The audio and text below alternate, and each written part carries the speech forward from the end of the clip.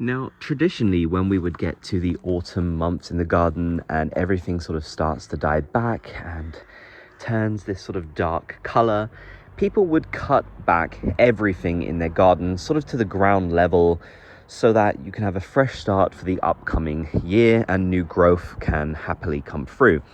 However, mindsets have definitely changed on this a lot in recent years. And now a lot of people suggest that you shouldn't cut back anything pretty much until you get to spring. So I wanted to share my thoughts on this and why people suggest you should wait until spring, what are the pros and the cons, and just go over everything related to cutting back your plants. So the main reason why people say you shouldn't cut back your plants now in autumn and you should wait for spring is, well, there's two reasons, but the main reason is for the wildlife. And that's so that insects and critters have places to hide and nest away in the winter, and you haven't basically just gotten rid of all of their hiding places. So throughout all these perennial beds where we've got so many sort of dead/dying plants now, the critters will have places to hide. They can hide in the stems of plants, they can hide amongst the foliage. You know, they've got a lot of places to sort of hibernate and rest, which is great for them. It definitely encourages them. And with sort of a lot of wildlife sort of decreasing, you know, we're seeing less bees, we're seeing less butterflies and other insects that are so useful and paramount to our gardens. It does feel more important than ever to give them these really good resting places throughout winter. And the materials can even be used by other animals, like hedgehogs and such can use some of the foliage to nest and hibernate. So that's the main reason. Another reason is, of course, winter interest. So by keeping a lot of things up in your garden, you won't just have this sort of empty flower bed.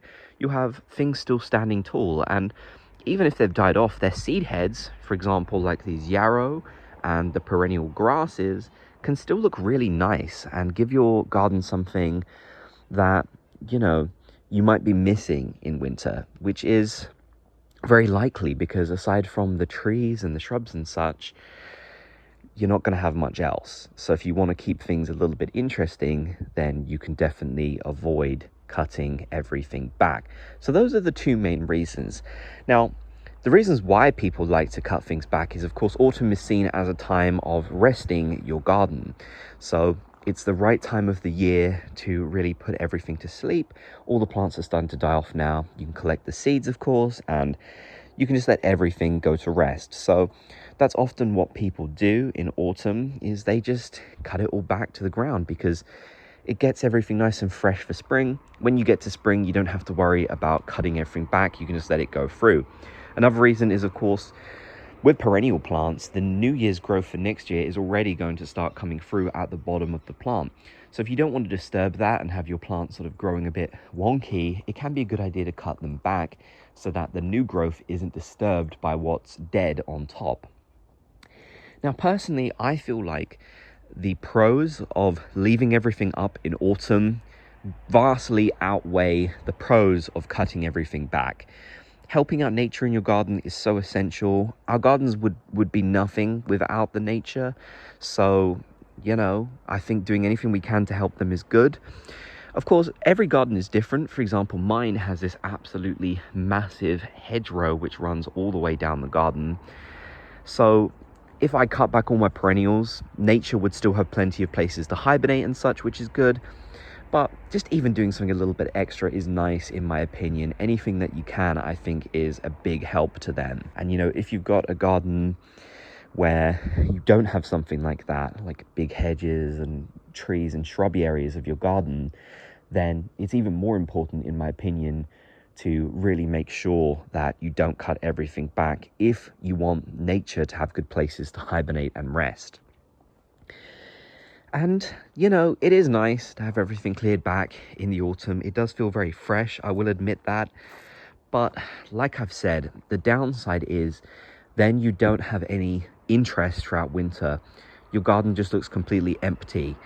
And, you know, some of it isn't that pretty. For example, this Verbena rosea, I mean, it just looks ugly to me. The seed heads on top are actually nice, but the leaves on the bottom don't look very nice at all. But then other things like the grasses and the echinops and the yarrow, they all provide amazing winter interest that just keeps your garden looking special when everything else is dead. And of course, it's never going to look as good as it does in the summertime, the spring, but that's to be expected. You know, we're so late on at this point. We'll take what we can get in terms of interest. So yeah, I mean, I think this sort of mindset is kind of split between, you know, traditional gardeners who have been gardening for years and years and people who have just kind of gotten into it. But of course, plenty of gardeners who've been gardening for years now have changed their approach, and now they start cutting back everything in spring. So, you know, I wouldn't necessarily say there's a right or a wrong way to approach this. I do think the better way for me personally is to leave everything up, but you might have your own personal reasons why you need to cut back everything in spring, in autumn, I should say. So, you know, you've got to do what you can at the end of the day. Gardening can be very intensive. Gardening takes a lot of time and a lot of effort, especially if you've got a big garden. So you might have to do that. But I feel like if you feel like you're able to leave everything until spring, you should, because it's going to be so helpful to all the wildlife, and it's just going to look a little bit better. Personally, and this is just, of course, my opinion, I find it so exciting to come to spring and cut everything back.